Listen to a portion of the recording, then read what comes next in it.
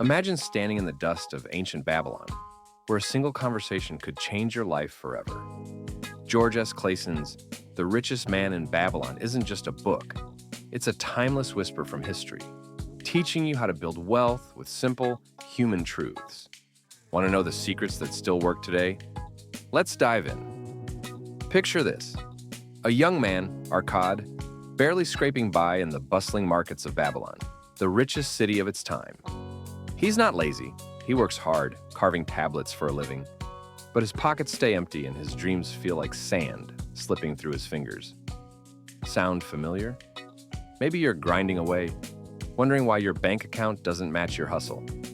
That's where Arcad's story hits home. And it's why Clason's book, written in 1926, still feels like it was written for you right now. Clason doesn't lecture. He tells stories, vivid parables set in a city of golden walls and crowded bazaars, where ordinary people like Arcad learn extraordinary lessons about money. These aren't just tips. They're principles etched in clay, passed down through generations. And they're delivered with the warmth of a mentor who's been there, not a banker in a suit.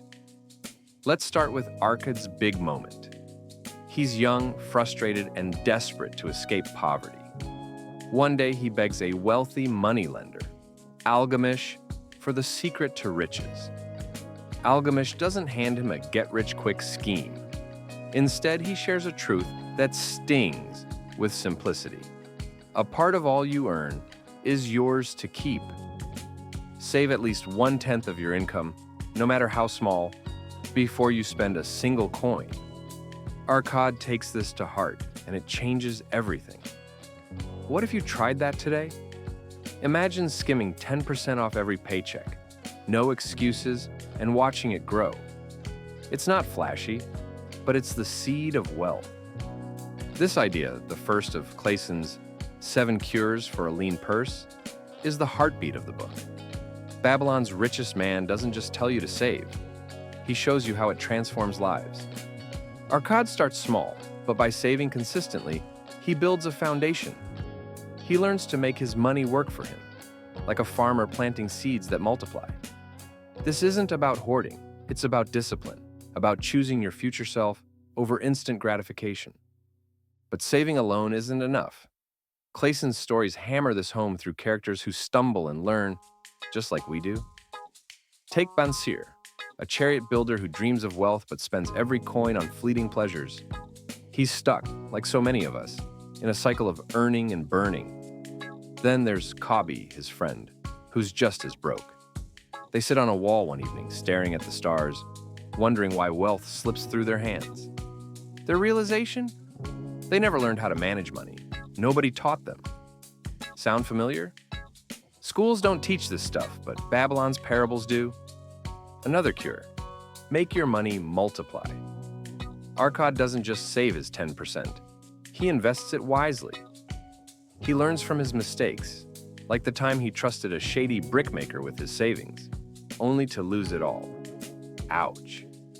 But that failure teaches him to seek advice from those who know money, not dreamers or schemers. What if you took that lesson to heart? Imagine asking a financial advisor, not your cousin who's really into crypto, for guidance. Clason's point is clear. Wealth grows when you learn from the wise and avoid gambling on hunches. The book's stories aren't just about getting rich, they're about freedom. Take Dabasir, a man crushed by debt, who learns the hard way that avoiding creditors only tightens their grip. His solution? Face the debt head-on, pay it off steadily, and live below your means. Clason's wisdom here feels like a gut punch. Where determination is, the way can be found. Dabasir claws his way out of debt, not by magic, but by grit and a plan. Maybe you felt that weight, bills piling up, stress creeping in. Dabasir's story says you're not stuck. You can start small, pay off what you owe, and rebuild. What makes these lessons stick is how human they are. Clason doesn't preach from a pedestal. His characters mess up, doubt themselves, and argue with their spouses about money, just like us. There's a scene where Arcad's son, Nomasir, is sent into the world with a bag of gold and a clay tablet of wisdom. Spoiler, he blows the gold but keeps the tablet. That tablet, with its 5 laws of gold, saves him. One law?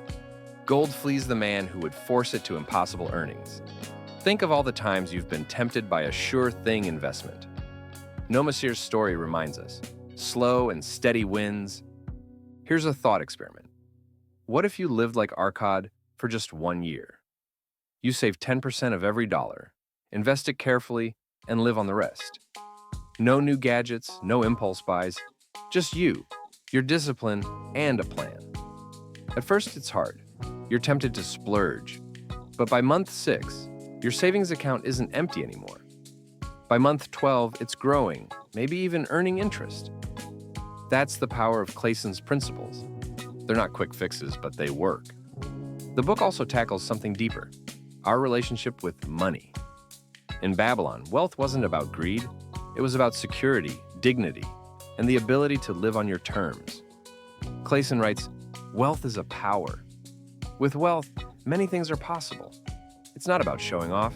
It's about building a life where you're not afraid of the next bill or the next emergency." That's what hits home for me. I remember a time when an unexpected car repair wiped out my savings. If I'd known Arkad's rules back then, I'd have been ready. Let's talk about another gem. Protecting your wealth. Clason tells the story of a merchant who almost loses everything to bandits because he didn't guard his gold. The lesson? Insure your assets, diversify your investments, and don't put all your eggs in one basket. In today's world, that might mean a solid insurance policy or spreading your money across stocks, bonds, and savings. It's practical, not paranoid. As we near the end, let's zoom out. The Richest Man in Babylon isn't just about money, it's about taking control of your life. Each story, from Arkad's rise to Dabasir's comeback, shows that wealth starts with mindset. You don't need to be born rich or lucky. You need to act, save a little, learn a lot, and keep going. Clason's genius is making these lessons feel like stories your grandfather might tell you over coffee, not a lecture from a finance bro. So, what's the soul of this book? It's hope, wrapped in discipline. It's the belief that no matter where you start, broke, in debt, or just scraping by, you can build a better future. Clason's Babylon isn't a dusty relic, it's a mirror. Every time you choose to save, invest, or pay off a debt, you're writing your own parable. What if you started today?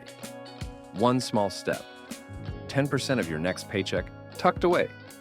Where could that take you? If this resonates, grab The Richest Man in Babylon. It's short, it's cheap, and it's packed with wisdom that feels alive. Then come back and tell me, which of Arkad's rules changed your life? Drop it in the comments, and let's keep this conversation going. Until next time, keep dreaming, keep learning, and start building your own Babylon.